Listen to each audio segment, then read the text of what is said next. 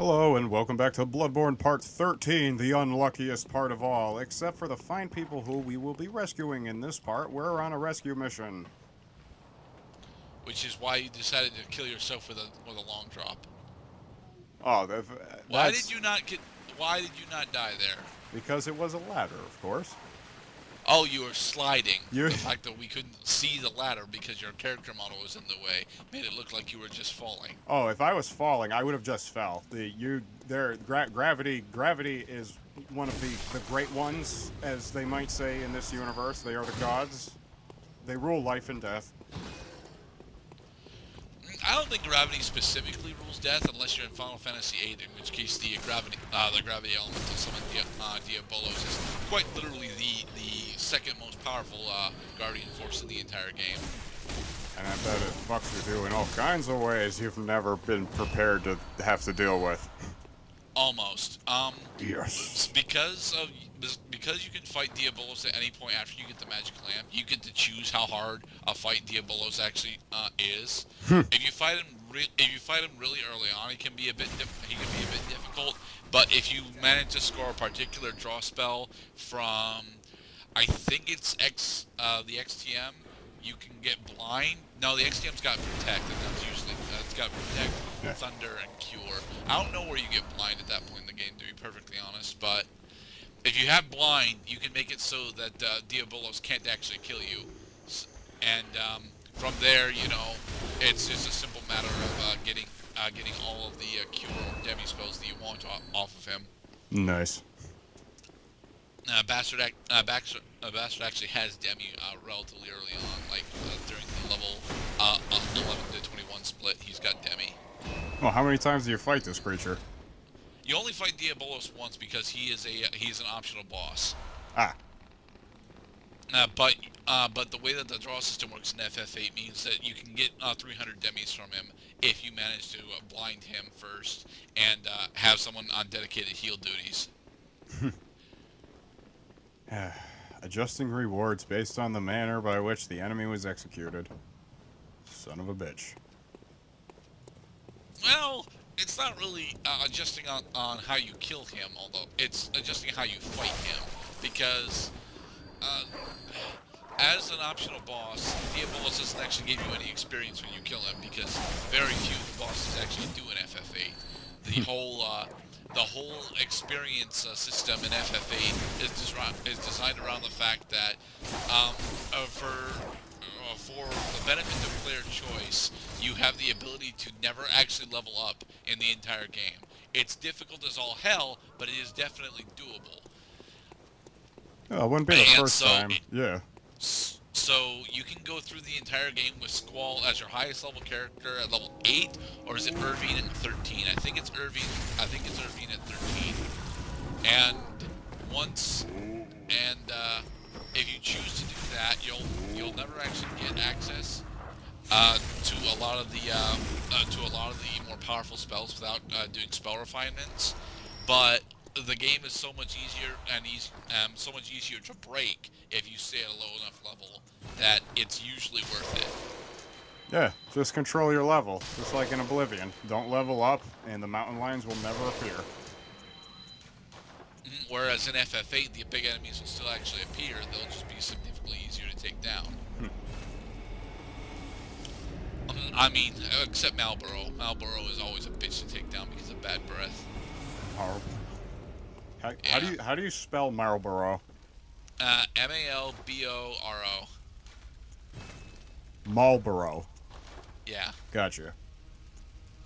So I would not put it past I would not put it past a Final Fantasy game to make a joke like that, like a character Oh, that smokes Marlboro cigarettes has bad breath. It's a very obvious joke because Marlboro is one of the recurring enemies in the game that specifically has the attack Bad Breath. Bad Breath inflicts almost every single status ailment in the game on you, including Slow Petrify. Well, yeah, because nothing invites death like a face full of halitosis. That's pretty much what the attack is. But it inflicts blind, confused, slow I'm blind. petrified, poisoned, berserk, and I'm not sure if it inflicts silence. Welcome home. Very well then. I No. don't think it Yeah. inflicts silence, but I would. like a majority of the physical status elements it actually inflicts. It might actually even inflict zombie, but probably not. I think if you're actually in the level 80 to 90 range, you can actually inflict doom. But I've only been that high level like once or twice in Final Fantasy VIII, and usually only with my three main characters. All right. Well, just because I'm now curious. What? Pray tell. What status affliction is Doom? Doom is slow death. You have a 20-second counter on you, and after that 20 seconds expire, you are guaranteed to die. Ah. So it's curse. It's Curse, but Curse has got so many different incarnations in the Final Fantasy universe that it's not as despicable as Curse is. After all, Curse in the Castlevania series has got a bunch of different connotations in it as well. You see, Curse in Symphony of the Night disables your attack options, whereas Curse in Aria of Sorrow drains your mana. All right. Well, let's pause the curse discussion for a moment. We have a major event happening. Oh my, what a coincidence. Why is he calling us gay? No, that's that 1800s queer, not 2000s queer. 1800s. I mean, strange. Just strange. I'm off during hunt, so if that's what you're here for, I'll leave you to your own devices. If that doesn't do it, come back in the morning, darling. So, what is she referring to? She is referring to sex because she is a whore. You're a hunter, right? Might you know... See how important this is? Even other people are doing it too. The night is long, and I've very little of the incense left. Please, there must be some nice place to run off to. Well, because you asked so sweetly, I'll tell you. Oh, thank you, darling. Alright, so now that we have the prostitute in our base, what does she provide us with? She also provides blood vials, but her significance does not become known until much later in the game. Yes! Alright. We're doing Is she it. the analog for Seath the Scaleless? No, because I haven't got that far in Dark Souls, damn it. Join the hunt? What a pathetic idea. You what? What, you think I'm a beast? Well, maybe I think you're a beast. Well, if I'm So rubber, you're so glue. is his puppy barking at us? It sounded like his puppy was barking at us. No, somebody's barking mad. Window fool. I knew you were there. I've been through here before. I'm back. Oh, that was an odd graphics glitch. Well, which one? We had a brief moment where we had Reaper smoke on screen for no reason. Oh, there's fog on screen. Yeah, there's fog, but this was, just a black triangle of Reaper smoke.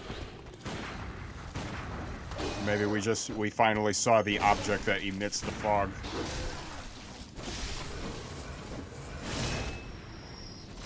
No, please, Mr. Werewolf, I'm too young to die.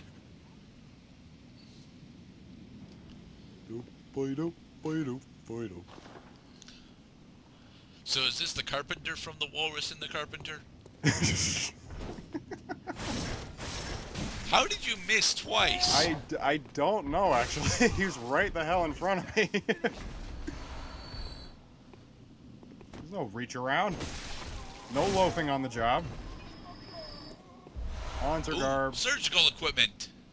Alright, now we got healing church garb. Yes! The rescue mission continues, Wondrous Church. So now, actually, as early as this area right here, you will discover that the clothing you're wearing influences how people treat you. Oh, with the deepest gratitude for the church and all they do for us. The deepest, widest gratitude. Yes. They are my bestest friends in the whole world. Okay, now put on the So costume. when you come back here with the plague doctor's mask on, they're like, we don't have any dead people here. Go away. Praise the old damn church. I think, I know it. I know for a fact at least one of these guys. Okay. Maybe only one of these guys will actually like change the dialogue depending on what you're wearing. But the clue is that yes, exactly. Okay, so this guy's still being a smartass. Well, you still have your weapon drawn out. Well, I mean, I always have my weapon drawn out. Church hunters must have their weapons drawn out.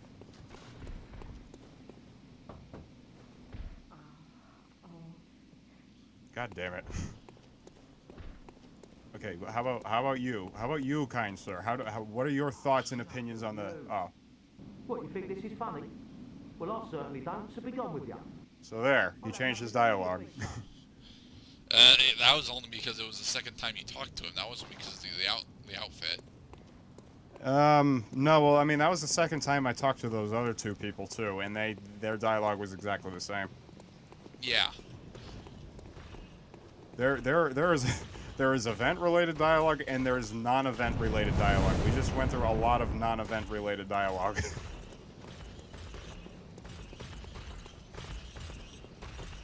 Any reason why you're not killing these gravekeepers on the way through? Well, if Skype wasn't blocking how many blood echoes I have right now, I might be able to rationalize that. I think I'm just. You have just under 3,000. Okay, so I'm probably just more interested in looting the place instead of making any real, well, leveling up for one thing, because I think right now I'm probably like a level 30. I'm probably like in the level 30s right by now, especially because I already cashed in my dull clothes blood echoes. You want to be about. I mean, if you're a fucking boss at this game, you can just waltz right into the boss arena and take the boss out no problem. I am After a 20-minute fight. I'm usually comfortable fighting the next boss between level 30 and 35 is about when I would fight it. Okay. Reminds me of the level scaling system in Bravely Default. I really wish that I could muster up the fortitude to go and finish up my second playthrough of Bravely Second, because Bravely Second is fucking awesome, but it takes so long to actually play through it the first time that going through it the second time is draining. Yeah. There's only so much utility you can get out of playing a game. That's why every game should be like Bloodborne, where you can sink 90 fucking hours in and still feel fresh. Well, JRPGs usually have that quality to them, and Bravely Second does have it. But I think the major problem was that I started my second playthrough only a couple of weeks after my first playthrough was officially finished. When I actually took down the super boss. Well, not the super boss, but the final boss. Yes. Why your garb? Okay, she actually changes because of your outfit. Because I've come to rescue you, my darling. Let us move quickly. To express my relief. You have plenty of words to express your relief, lady. I know, you've said at least, like... Suddenly I'm thinking about the whole functional vocabulary thing among human beings. It's kind of a concept I subscribe to. That every person is a walking bank of vocabulary. Yes! Okay, so you got some insight. Thank you so much. I was seized on the street by a hulking brute in the cathedral ward and locked up here.